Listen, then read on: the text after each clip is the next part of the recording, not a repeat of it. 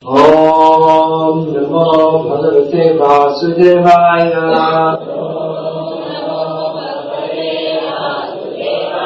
Om Namo Bhagavate Vasudevaya. Om Namo Bhagavate Vasudevaya.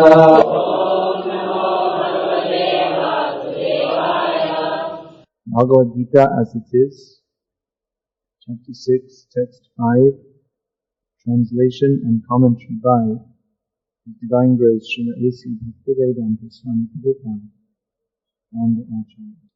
Udhared atmanatmanam natmanam avasavayet atmaiva hi atmano bandhur atmaiva vipur atmanaha.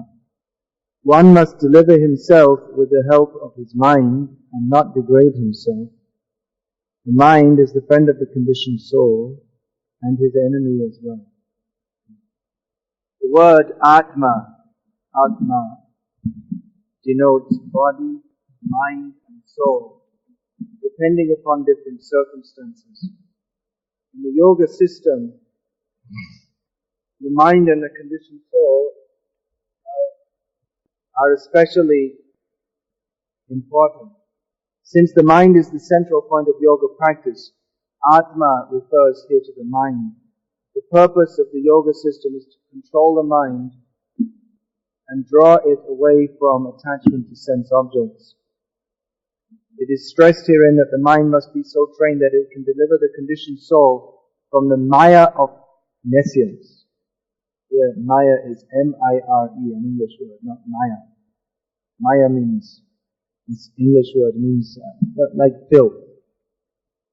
In material existence, one is subjected to the influence of the mind and the senses. In fact, the pure soul is entangled in the material world because the mind is involved with the false ego, which desires to lord it over material nature. Therefore, the mind should be trained so that it will not be attracted by the glitter of material nature, and in this way the conditioned soul may be saved. One should not degrade oneself by attraction to sense objects. The more one is attracted by sense objects, the more one becomes entangled in material existence. The best way to disentangle oneself is to always engage the mind in Krishna consciousness. The word he is used for emphasizing this point, i.e., that one must do this. It is also said, Mana eva manushyanam karanam bandha mokshayaho andhaya vishayasango muktai nirvishayang manaha. For man, mind is the cause of bondage and mind is the cause of liberation. Mind absorbed in sense objects is the cause of bondage, and mind detached from the sense objects is the cause of liberation. Therefore, the mind which is always engaged in Krishna consciousness is the cause of supreme liberation. Could we have these cell phones off, please? Whoever has their cell phone with them can kindly turn them off. Turn off and turn on to Krishna consciousness. At least for some time, you leave all your material affairs unhooked, no contact, just for now at least. No. Uttared atmanatmanam natmanam avasavayet atmaiva hi atmano bandhur atmaiva vipur atmanaha. One must deliver himself with the help of his mind and not degrade himself. Mind is the friend of the conditioned soul and his enemy as well. This movement that Srila Prabhupada started is called the International Society for Krishna Consciousness. This term, Krishna Consciousness, Srila Prabhupada is taken from the Sanskrit Krishna Bhavana, Krishna Bhakti Nasabhavitamati. One slok by Vikasa describing how to attain Krishna Bhakti, in which this Rasa Bhavita Matihi, the consciousness which is, or the mind which is overwhelmed with the consciousness of Rasa, that is called Krishna consciousness. So that's ultimately what it means. Krishna consciousness. The consciousness, what does that mean? Consciousness, actually the term consciousness, there are two slightly different but distinct meanings. Turn out the English word, consciousness. Consciousness means general awareness, and it also means specific awareness. When we talk about consciousness in terms of psychology, then it's just the nature of awareness is consciousness, generally. And specific awareness, it's like we say self-consciousness, national consciousness.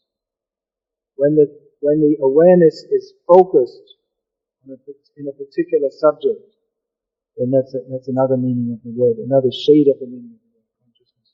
So Krishna consciousness means to have specific consciousness of Krishna. It's like one who is self-conscious.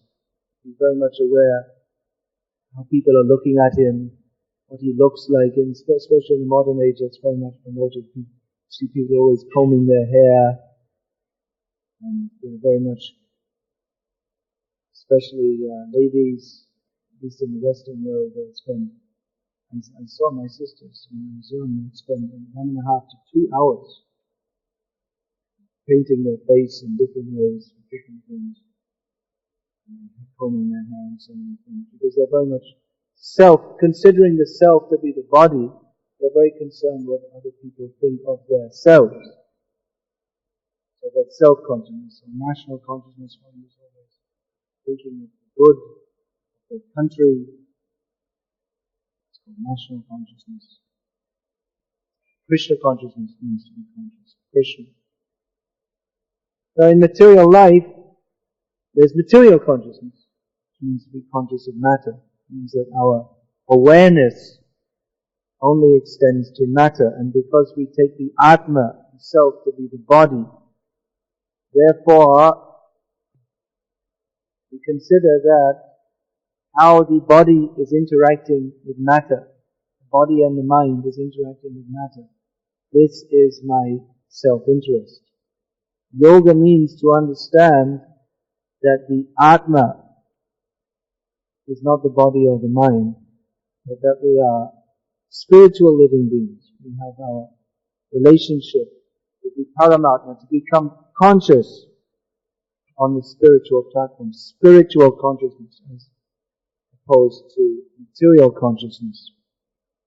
Now, how the Atma, which is by nature spiritual, is in material consciousness, that is described here in Bhagavad-gita, that Ichchadvesha Samuthena Vandavohena Bharata Sarvabhuta Sargayanti Bharata. All living beings have come to this material world due to perverted desires, Ichcha and Dvesh, envy of Krishna. Therefore they are being born again and again in material existence. So this Ichcha and Dvesh, these are certain feelings and emotions. This is the business of the mind. The mind is the mental or emotional platform. On the platform of rejecting Krishna, then so many material desires come. Krishna bhuli se jivanadi panimokta dev mayakari desham sharadu. Forgetting Krishna, we become inimical to Krishna, and then we become involved in material life and all the concomitant sufferings that go with this by the grace of Krishna's Maya Shakti. So the consciousness not focused on Krishna is focused on material consciousness, which means self-consciousness, how I can enjoy, how I can be. Ishvaraham aham bhogi, siddhaham manaham sukhi. How I will consider myself the enjoyer, how I will consider myself the controller, how I will consider myself perfect, powerful and happy in material existence. It's the wrong material desires come. So wrong desires come. So the mind, business of the mind is thinking, feeling and willing. And the intelligence, that is for discrimination. The mind is accepting and rejecting on the platform of sense gratification. Is something conducive to my sense gratification or not? But the intelligence, that's sometimes called the consciousness in English. Our I was going to shoot him, but my consciousness prevented me. I was going to steal, but then because of my consciousness, I couldn't do it. So that is, of course, inherently the consciousness means the discrimination between right and wrong. On the material platform, we can never properly understand what that is, because being influenced by material desires, our understanding of right and wrong is perverted. But this intelligence that is meant to discriminate, not simply on thinking, feeling and willing, that is simply the platform of animals or children. Whatever they see, they want, without discrimination, whether it's actually proper or whether it's good for them or whatever. So here, in this chapter, is describing the mechanical yoga process. The point of controlling the mind is being described. The mind should be controlled by the intelligence. All these are interlinked. Mind, intelligence, consciousness. False ego. False ego means perverted sense of consciousness. Sometimes we hear it said someone is very egoistic or egotistic. But actually everyone is egoistic, because everyone has ego. Ego means the sense of thinking, I am. But when the ego is thinking, when we have the ego or the consciousness of thinking that I am Ishvaraham Aham Bhogi, I am the controller, I am the enjoyer, that is called false ego. But egoism must be there, in the sense that properly, false ego and then there's real ego. Real ego is to think, I am the servant of Krishna. That is proper egoism. But when we say egoism, we generally think of someone who's very ahankari. They have too much ahankar, the same thing. I am. I-ness, self-consciousness. That we call egoism. That is false egoism. But real egotism means to think, I am the servant of Krishna. And then we won't have the material ahankar, but we'll have the spiritual ahankar, means to think that aham brahmasmi, I am the servant of Krishna. I am the spiritual living being, I am the servant of the Supreme Brahman, who is Krishna. But on the platform of false ego, our desires, intelligence, everything gets perverted in the wrong direction. Instead of thinking, I am the servant of Krishna, we think, I am the enjoyer of everything I see. I am the enjoyer of everything. And so much suffering comes. An intelligent person sees that this entanglement in material life causes suffering, and therefore he tries to control, he becomes a yogi and tries to control the mind. So the mind, this is described here in Bhagavad-gita, the mind should be controlled by the intelligence on the platform of knowledge. Even, you see, even any human being, especially those who are more educated, they will direct their mental functions. It's like I was saying, a child, he's simply a young child, whatever he wants, whatever he sees he wants. He doesn't consider whether it's good for him or not. But an intelligent person, by discrimination, he considers, what should I do with my life? Shall I choose to be a mechanical engineer, software engineer, doctor? Which line should I go in? The children are thinking, or they're directed by their parents. You should go for this line or that line. They consciously consider what I should do. Should I try for a transfer within this company, or should I quit the company and get another job? So many decisions are made on the basis of intelligence. But because we don't know what's in our ultimate self-interest, then we're simply involved in different varieties of suffering. This is very nicely described by the 5-year-old boy, Prahlad Maharaj, more advanced than any psychologist of the modern age. That because people do not know their relationship with Krishna, the ultimate goal of life is Vishnu. Therefore, their desires are simply on the external platform. And they're hoping for something which will never happen, which is that they'll be happy in this material world. So everyone is discriminating on the basis of intelligence, but because people do not have Atma Gyan, knowledge of the self, Apashyatam Atma Tattvam Griheshu Grihamedinam, because they don't see what is real knowledge, knowledge of the self, therefore people are simply involved in material life and trying to be happy on a platform they cannot be happy on. So a person who sees this, who has some perception of this, then he may try to become a yogi and control the mind in such a way that it will be for his ultimate benefit.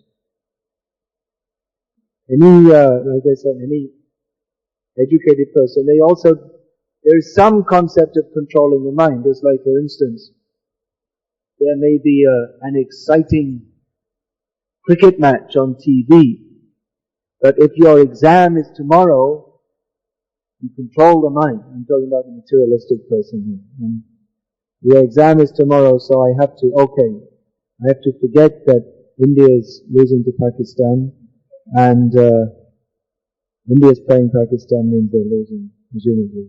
Was it a fix? We don't know. But you have to forget all that and concentrate on your examination. This is on the material platform. Even on the material platform, one has to control the mind for a higher purpose. But they don't know actually they think it's a higher purpose, but it's not really a higher purpose. You can say just like frogs jumping around in the bottom of a well. One frog may jump a little higher than the other. So the big boss of a company or someone who he's getting his exam, he's getting a better job. So it's just like that. One frog is jumping a little higher. So yeah, but they're all in the well. And they're not really going anywhere. They're thinking, you see, I can jump 3 feet and you can only jump 2 feet. But you're still in the well. You're not really going, you're just a frog. In the ignorance, in the dark well of material existence. But anyway, that point is there that even for material improvement, the mind, there has to be some self-control to put off this immediate pleasure. That if I study now and get my exam, I can get a better job, and then I can get a bigger TV, and then the next time the India-Pakistan comes around, I can watch India lose to Pakistan on a bigger TV. Mind must be controlled, even on the material platform, material development. But one who is more intelligent, who has got very piercing intelligence. So many words are used in the Bhagavatam, here in Gita also. Vedhavi, one who is very intelligent. Manishi, Kavi, so many words are used for those who have sharply developed intelligence and can understand that our real self-interest is not getting a bigger TV, or getting a better job, jumping higher than the other things. My real interest is to get out of this well of material existence, get out of the frog existence and come to Krishna, to understand my real self-interest. My real self-interest is to understand Krishna. So for that purpose, the mind has to be controlled. Now the mind, of course, very much is the mind, the functions of mind, thinking, feeling, and willing. accepting and rejecting. This is generally going on the platform of sense gratification in this material existence. The mind is, in the Vedic understanding, the mind is considered one of the senses. There are different kinds of senses. There are Jnanendriyas, Karmendriyas. Jnanendriya means that we receive information through the senses. By seeing, we can see that there is a picture on the wall. By hearing, we can hear air conditioning is running. So seeing, hearing, touching, tasting, smelling, feeling. So we get knowledge. This is a semi-soft but not fully. We get not fully soft material that we can even deduce by seeing, having touched such a substance before, we can deduce. So that's also on the platform of the mind, of the intelligence. The mind and the intelligence combine to make deduction, logical deduction, that in the past I have seen such a material as this, I've touched it, so when I touch it I'm not surprised, but when I touch it I get such and such a sense. So if I touch it and I got electric shock, I'd be surprised.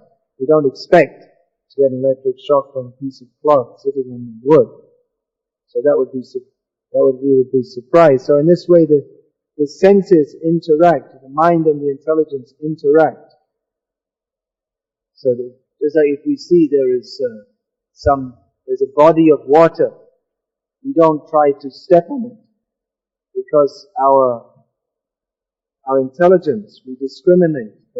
By experience, I know that if I try to step on water, then it won't support me as the ground will support me. So in this way, the mind and the intelligence and the senses, they're all working together. The mind is much involved with the senses. Mind is receiving, is the center of all the senses, and that the mind is receiving sensual impulses. We see something, is this nice to look at? Is it not nice? If I see there's some nice painting, that's very nice to see. Or maybe there's another painting I don't like to see. There's a painting of someone being shot, or I don't like to see that. It looks horrible. So we see some food, and again, we discriminate because the senses are working together. So if we see, here's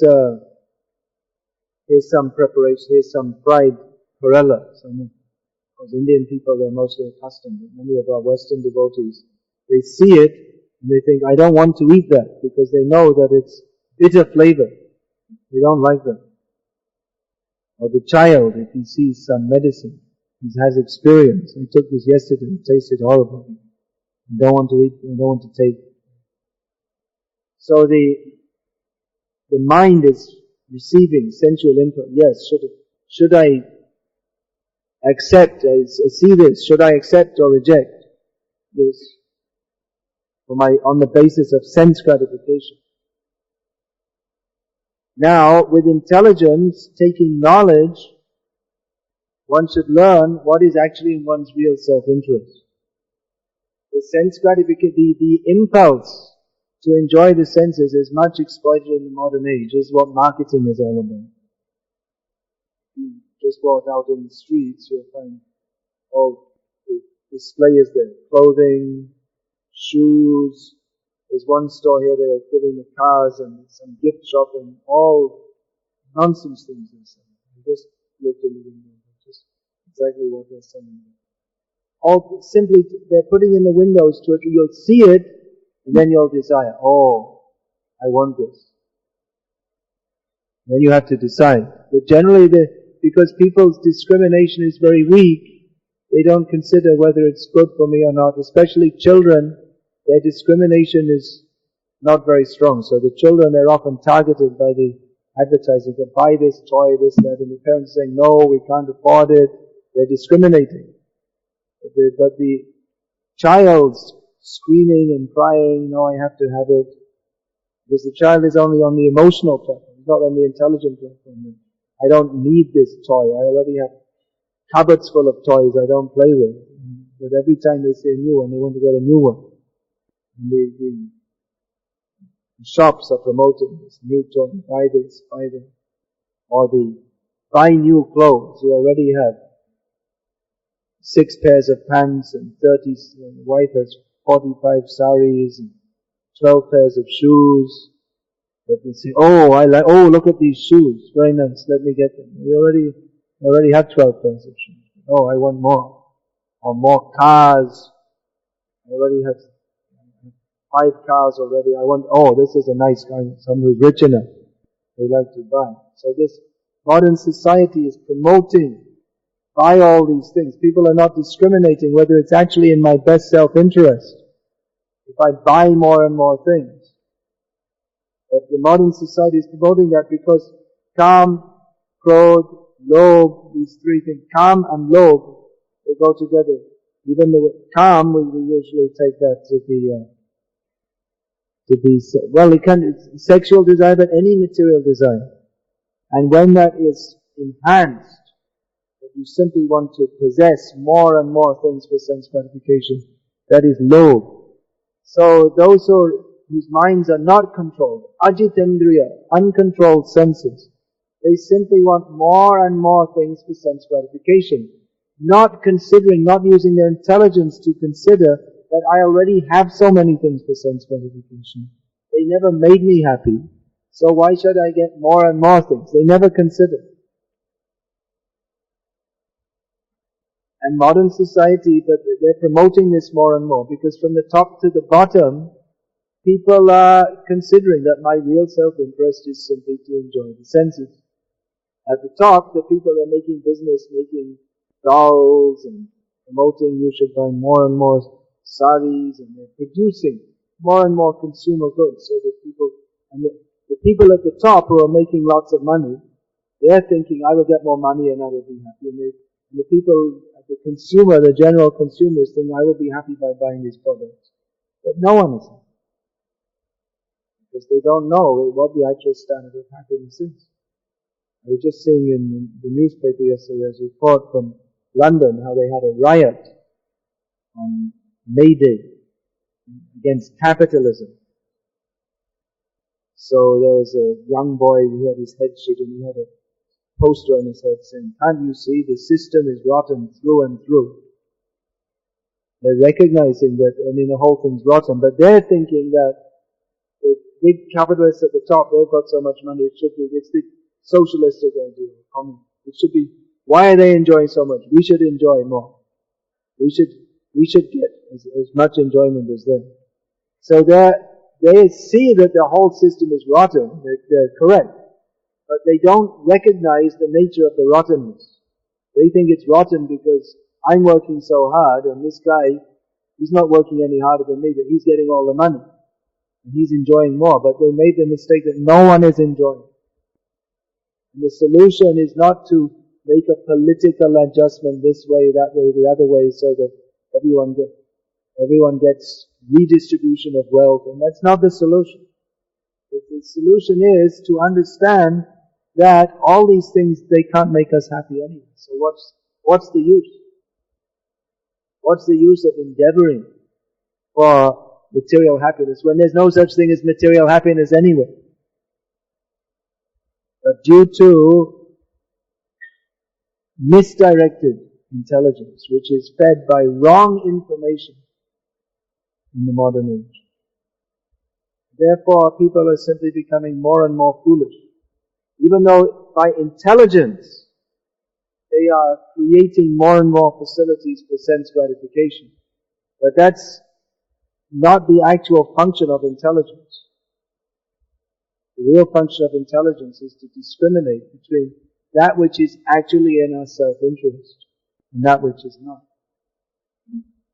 But without this knowledge in human society, then economic development may be promoted more and more. But actual advancement of human society does not take place. So here Krishna is giving the knowledge by which we can be delivered from the misdirected endeavor to become happy by enjoying the senses. Krishna is giving the knowledge that we are not the body, we are not the mind, we are spirit soul. The intelligence, that is the function of the consciousness. Is that actually the function of, when we say consciousness, conscious means the nature of the soul. The intelligence is the function of the soul, but when the function of the soul is covered by the false ego of not understanding who I am, and that instead of thinking I am spirit soul, we're thinking I am the body. So the intelligence, instead of working for the benefit of our real benefit on the spiritual platform, is working against us. Because the intelligence is dominated by the mind's desires for sense gratification.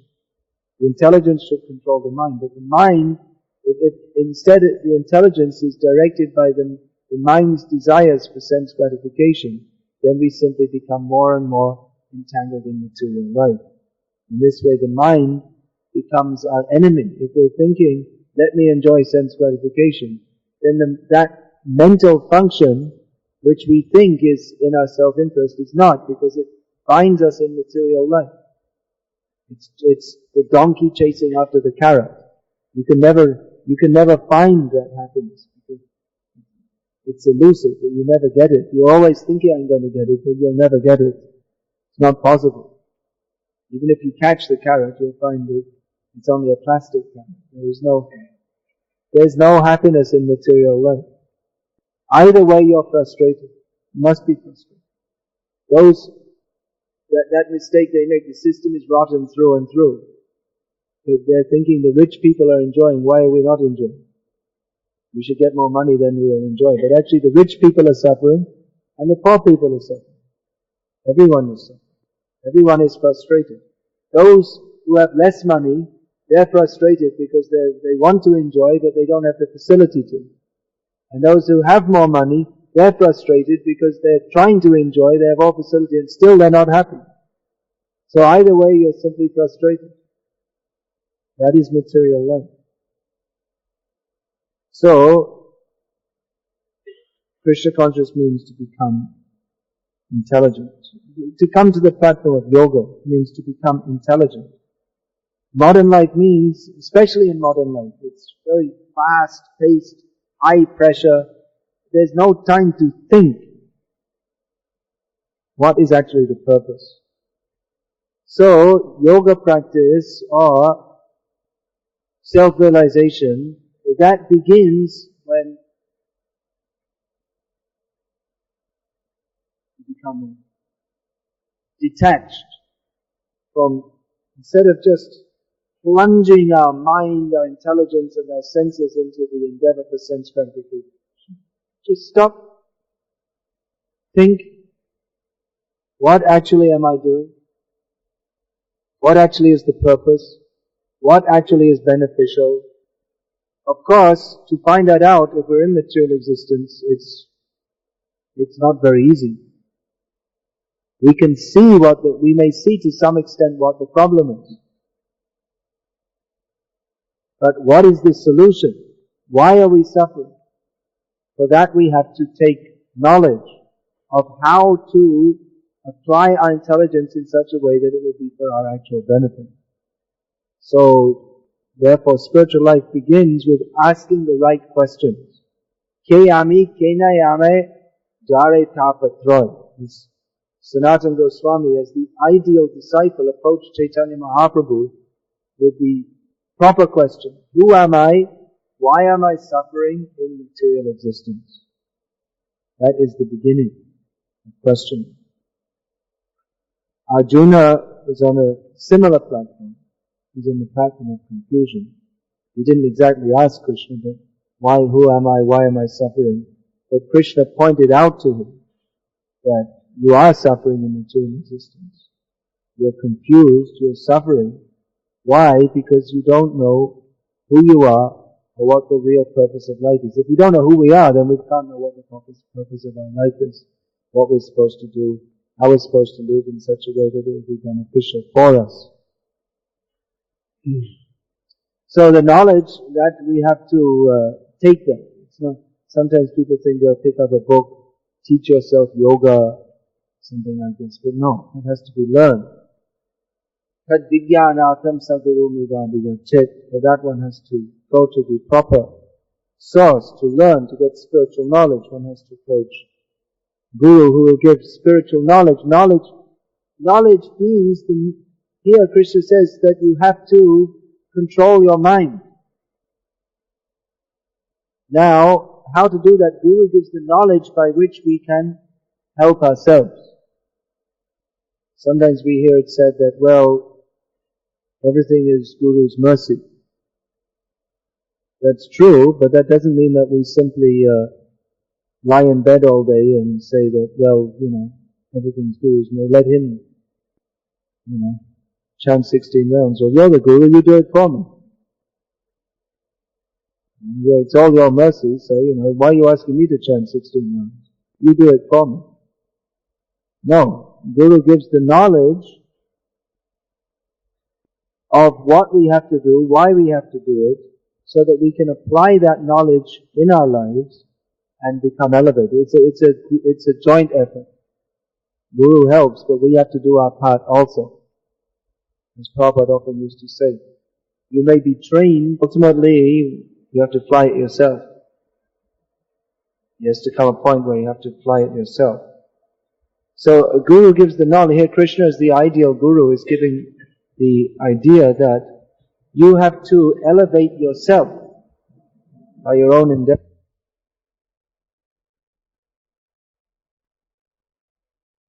We're not the body, we're eternal spirit soul, we're eternal part and parcel of Krishna. That is the beginning, sambandha gyan, to understand what is our relationship with Krishna. How to apply that in our lives. Now, that is the process of bhakti. And what is the ultimate goal? Process of bhakti is called abhidheya. That which is described, that which is defined. And then prayojan means what is our ultimate necessity, what is the ultimate goal? Going back home, back to Godhead, back to Krishna in the spiritual world. So all this information is given. It's not a small body of knowledge either. To learn about Krishna is unlimited, because Krishna is unlimited. There's so much information. How to apply that in our lives? Because we're talking about becoming detached from the material world. We've been involved in this material world for so long, and this sensual stimulation which we receive constantly is only that from the material world. So to understand spiritual reality, it means to yoga, to come to the platform of connecting with the spiritual stimuli. How are we to understand? That's why you'll see atheistic people, they don't accept that there's any such thing as spiritual life. They say it's just a figment of the imagination. Because how are you to understand what is spiritual life? Everything you see, touch, taste, smell, feel and hear is material.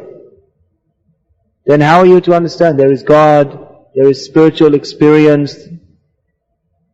Of course there is a process to understand that. That means the consciousness has to be elevated, the consciousness has to be purified.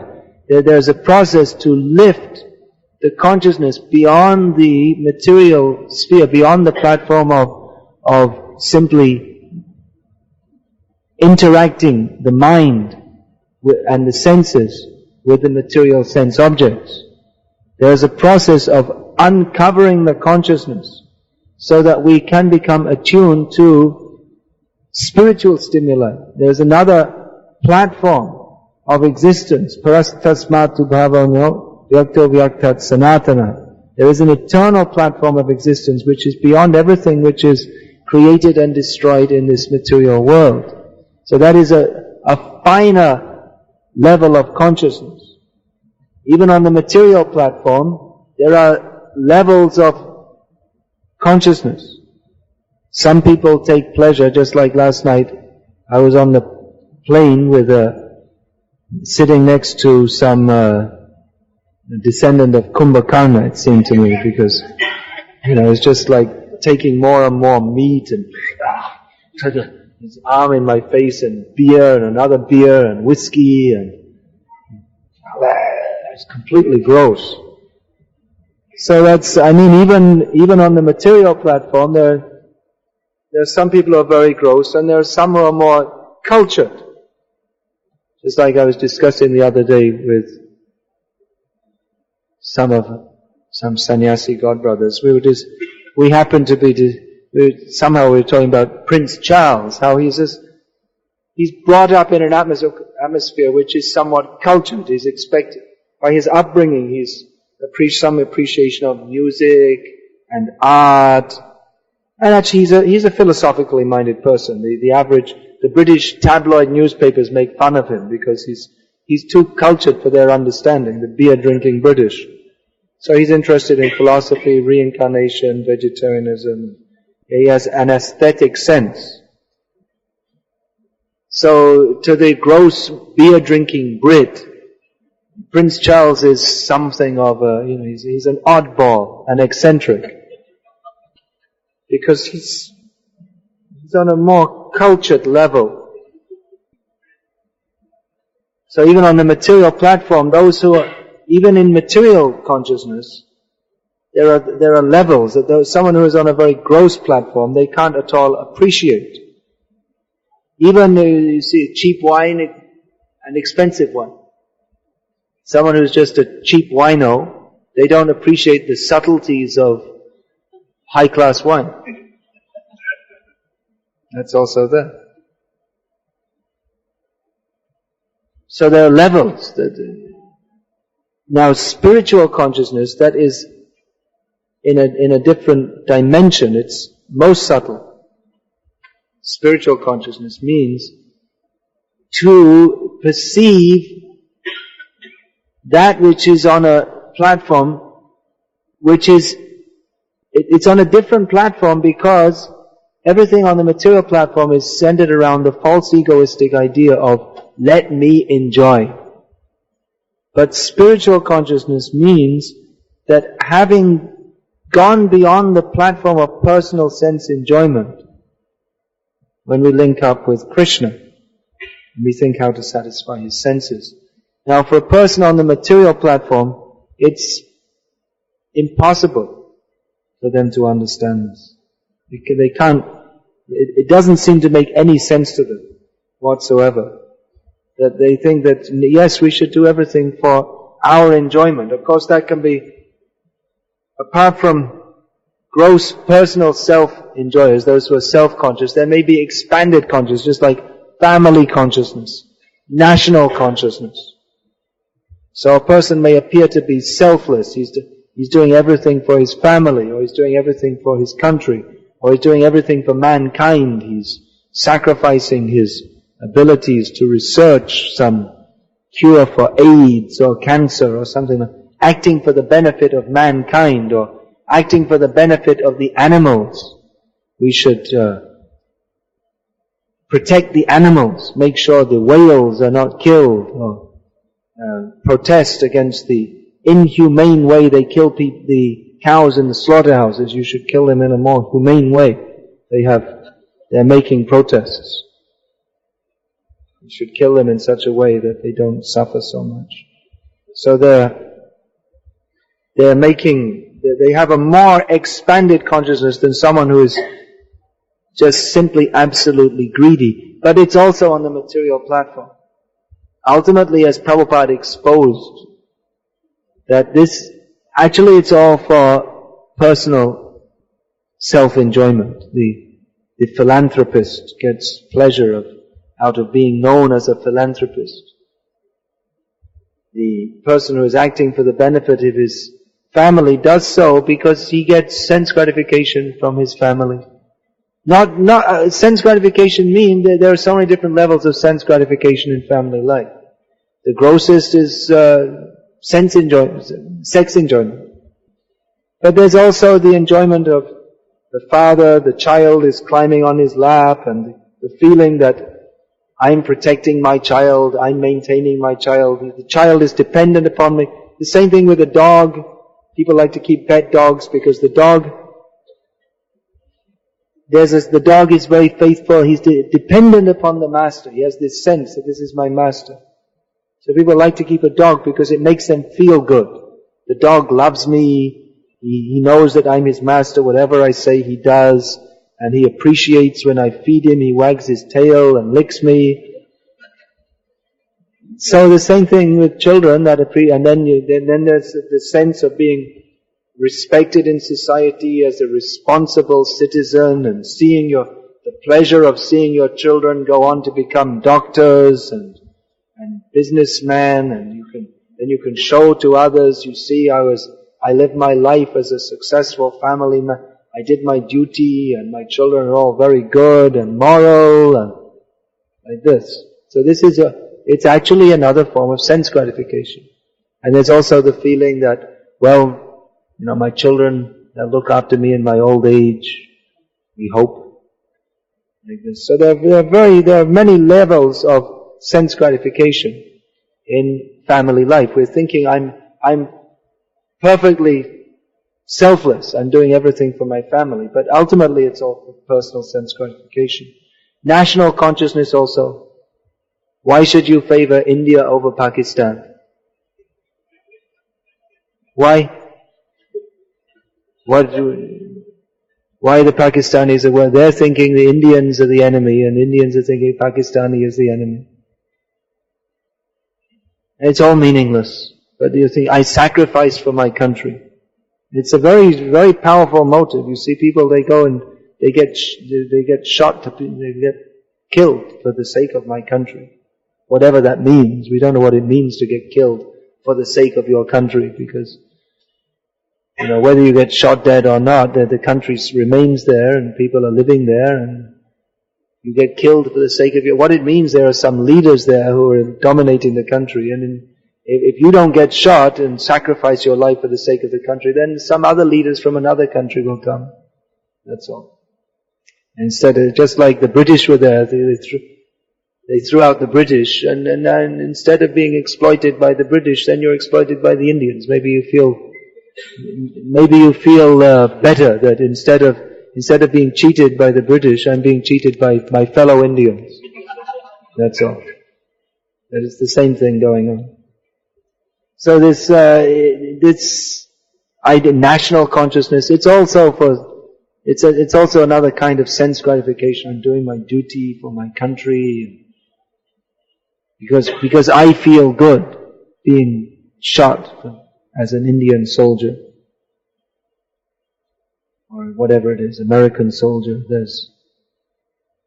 I was reading General Patton when he was of the American forces, was in the Second World War. He gave a short speech to his troops before he sent them to get shot, like D-Day. They landed the troops. On the beach in Normandy, in northern France.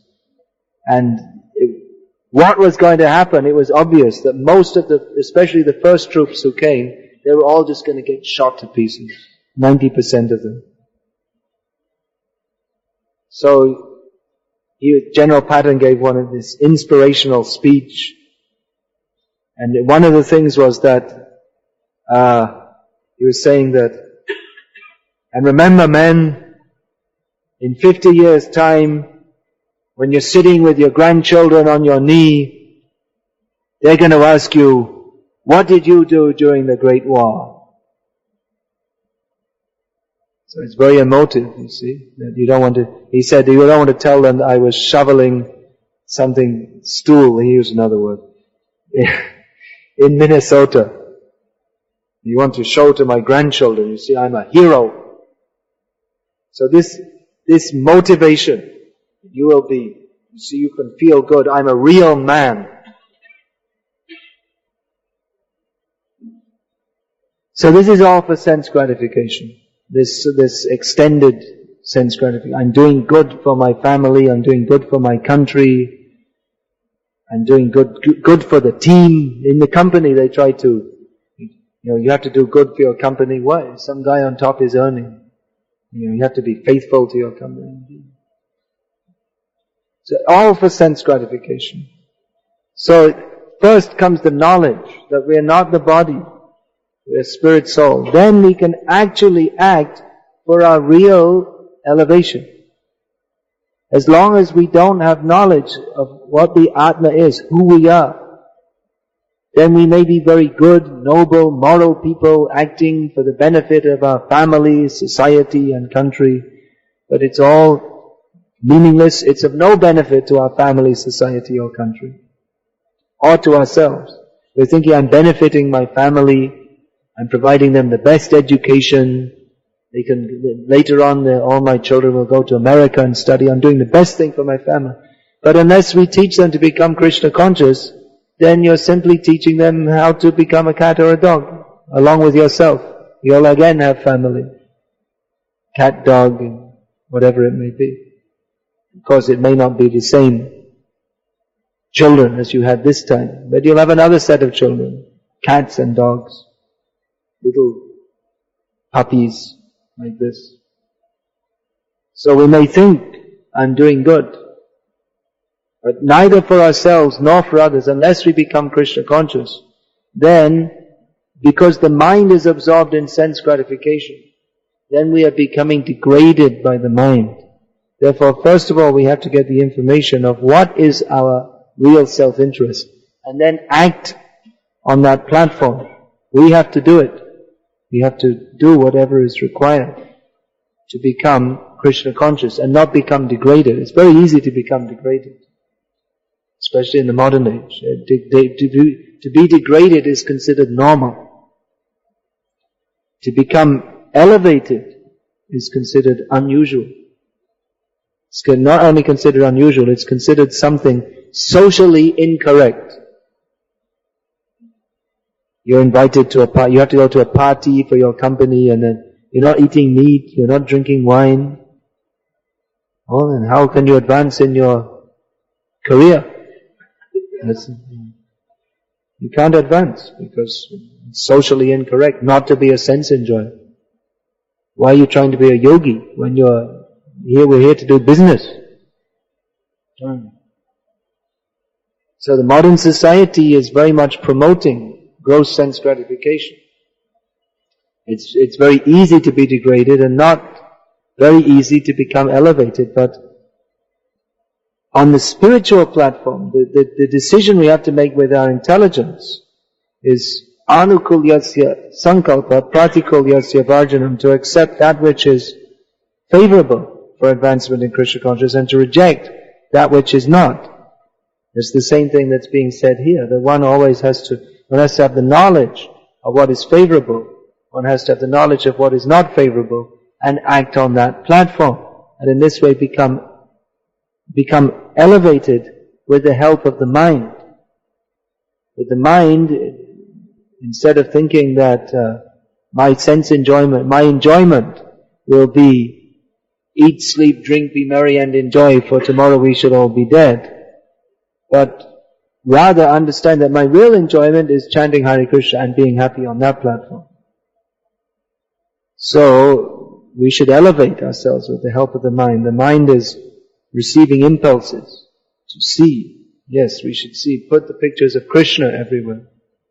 To hear the sound of Krishna, hear the sound of the bhajans or the sound of the lectures, Srila Prabhupada lectures, all these sensual impulses. As much as possible we should arrange the sensual impulses so that they are Krishna conscious sensual impulses. And living in this world, there are so many other sensual impulses. Invitations for sense gratification. Dubai is built up on this. The whole Dubai is built up on provide sense gratification for the world. So the atmosphere here is one of sense enjoyment. The whole material world is thus, but it's enhanced here.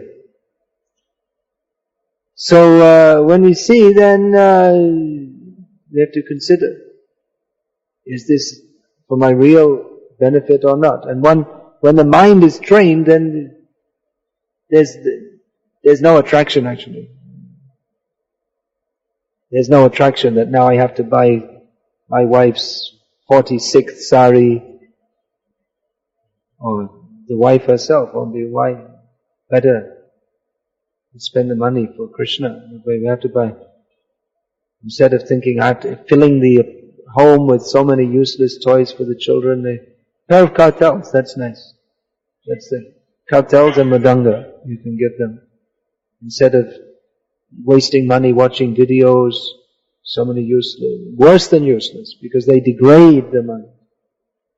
Then get Bhagavatam, get yourself a set of Bhagavatam. In this way arrange that we are elevated with the help of our mind, instead of being degraded. Let the Savai Mama Krishna Padara Vindayo. The first thing is in Krishna consciousness, in yoga practice, the first thing is to fix the mind on what we are supposed to be doing, which is to be Krishna conscious. Bhaja Hure Mama, Srinandanandana. Let us fix the mind on Krishna.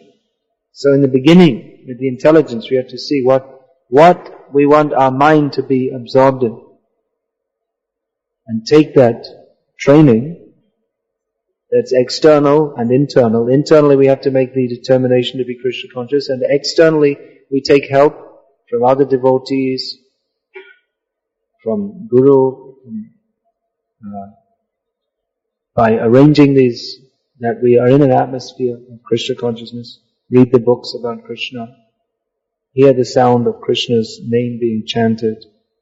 In this way, become elevated by engaging the mental functions in the practice of Krishna consciousness. Hare Krishna. So what's the question? Is it true or is it false? People are saying because you're going for spiritual life, then you don't develop your career and you're wasting your life. Everyone has to make life decisions. What is the purpose of our life? From the materialistic point of view, if you don't develop if you have a good brain and the ability to enhance your career and you don't do it, you're wasting your life. From the Krishna conscious point of view, if you don't develop your Krishna conscious, you're wasting your life. So you have to see.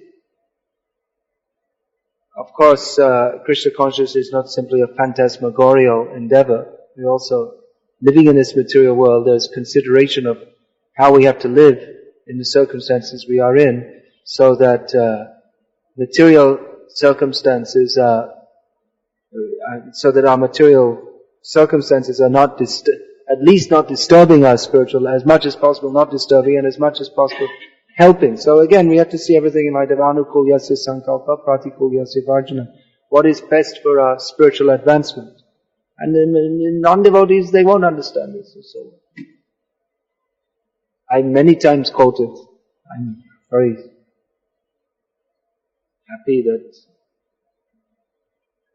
one of my disciples, family man in India, well actually for some time he was in one line, but his job kept him busy, very busy.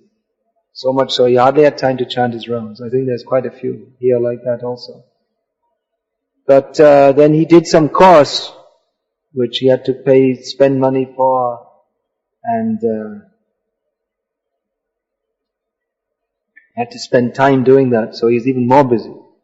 But then after doing that, he changed his job so that he's getting enough money, not as much money as he was getting before, but enough money to live and enough time to chant his rounds nicely. Not that I chant 16 rounds a day, one in between the shower and getting dressed, and then another one when I'm going to work, and another one when I'm driving around the town on my clicker. It's not really, when we talk about chanting 16 rounds, it means actually chanting and hearing.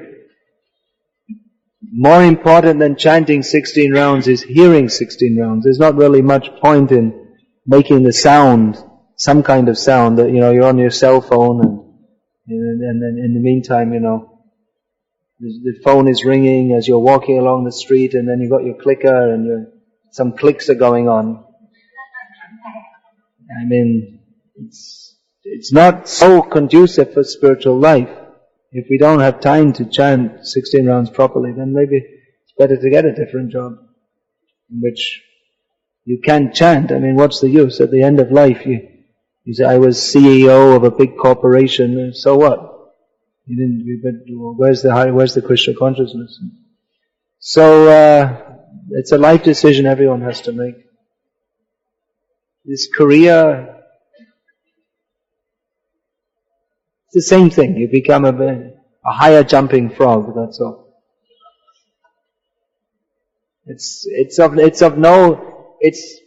no real value. If you have enough money to eat, sleep, pay your rent and all these things, your needs are provided for, then what is the need to have a bigger apartment, a better car, so-called, and all these things? What's the actual benefit? And you have to work so much and so much anxiety and this and that. Of course, if we say this, people think we're crazy. Actually, what is the benefit? You have more money so you can buy your wife a 47th sari, a new silk sari, 20,000 rupees sari or whatever, gold jari, whatever it may be, but they don't become more happy, and you don't become more elevated. You simply get more anxiety. What's the benefit? But modern society is set up in such a way that people think, you have to get ahead, you have to get a better job.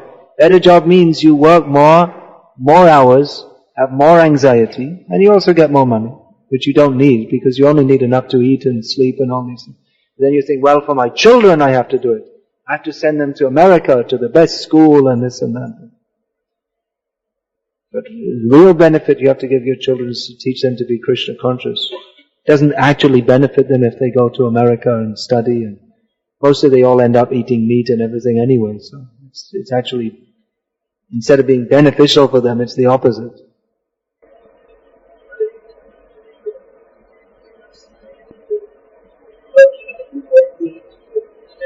No, they'll say so many things. They'll say you're useless, you're a failure, you can't get ahead. Let them say whatever they like. That you have to tolerate. Then you laugh. You say, okay, alright, yes, I'm useless, you're such a great person. You're such a great person, yes, you're very wonderful. You have all good qualities. You're such a great person. Now just leave me alone, I'm chanting Hare Krishna. I admit I'm useless. See? What are they going to say more? Then actually they'll be surprised if you don't care for their taunting. Why should you care? If a fool taunts you, what do you care? Why should you bother? You say, yes, I'm useless. You're a very great personality. You're so great. You're so wonderful. I'm simply useless. Therefore I'm chanting. I have no other shelter but Krishna. You tell them, yeah, well actually if you're not married, then yes, you do. Why bother? Why get entangled? If you already have that family responsibility, then you should take it.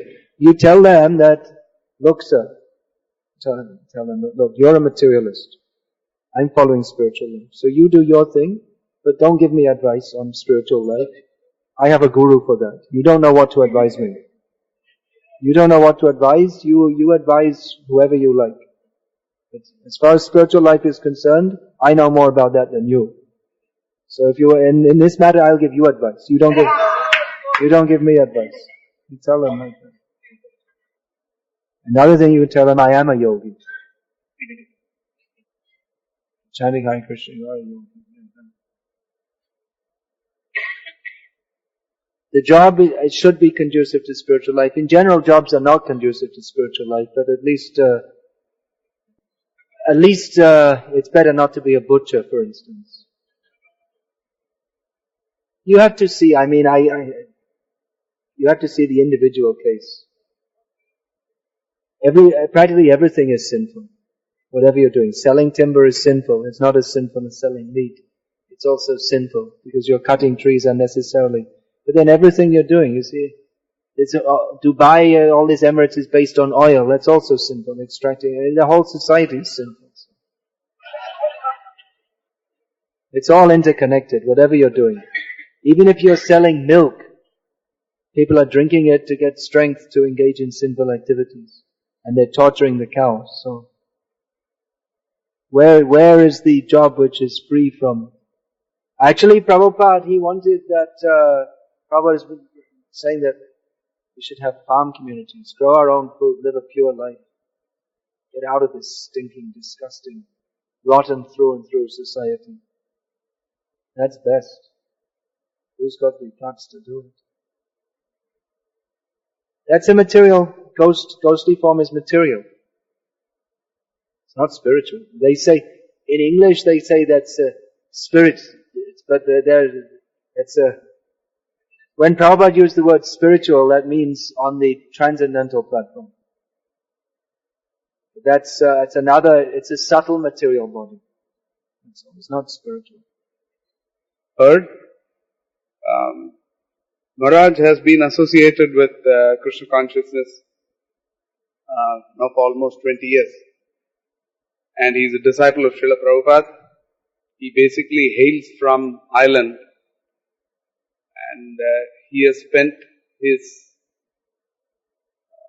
most of his life. He joined Krishna consciousness when he was 18. Just as he completed his schooling. And after that, most of his time has been spent in the subcontinent. He's been preaching in Bangladesh and various places in India, South India, a lot of time in Gujarat. He spent time in Vrindavan. And by dint of his experience of being in India, many of you must have seen him on this program which comes on TV, which is Atma, where he gives Hindi lectures. He uses Shuddha Hindi, unlike what we usually do. There's no Urdu or there's no any such mixture. And he is also very well versed in Bengali, because he's been in Bangladesh for a long time and by dint of study. And he has been one of the first. ISKCON has an examination for people who study the Gita and the Srimad Bhagavatam, which is known as the Bhakti Shastri. And he was, for almost 8 or 9 years, he was one of the first toppers of the Bhakti Shastri. And for 8 or 9 years, there was nobody to score as much as he did, whether they were of any people of all various devotees in India, every nationality.